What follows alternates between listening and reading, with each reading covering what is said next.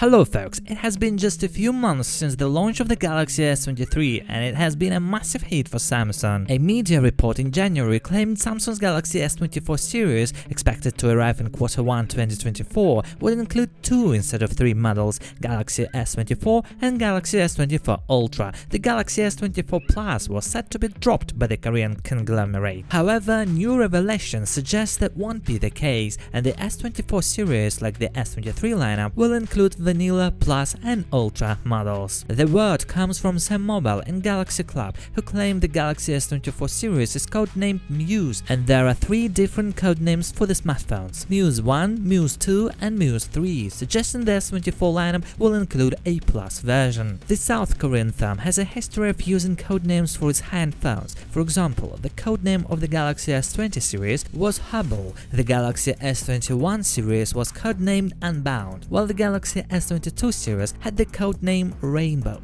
Similarly, the Galaxy S23 series codename was Diamond. Not much is known about the Galaxy S24 and its specifications. The sources also reiterated that the Galaxy S24 Ultra will feature a telephoto camera with 5x optical zoom, replacing the 3x telephoto unit seen on the Galaxy S23 Ultra. In April, we heard Samsung would drop the 3x telephoto from the S24 Ultra in favor of a single variable folded telephoto with 3 to 10x zoom. We'll have to wait for more evidence to be sure of that, and with the unveiling of the S24 series over 6 months away, you can expect to hear more about the lineup in the coming months. Samsung fans have been waiting patiently to get a taste of Android 14. Google released the developer beta of the next major iteration earlier this year. Since Samsung has its own beta program, users have to wait for the One UI 6.0 beta to arrive. The company's beta program may be beginning sooner rather than later this year. We hear that the One UI 6.0 beta for the Galaxy S23 series will start rolling out in the 3rd week of July. Other compatible devices will receive the beta soon thereafter. The company has already been laying the groundwork for this. It started updating apps with One UI 6.0 support a few weeks ago. It's a great sign for people who own Samsung One UI 6.0 compatible devices that they will soon be able to experience the latest Android and One UI version. The beta will gradually be rolled out for other devices as well.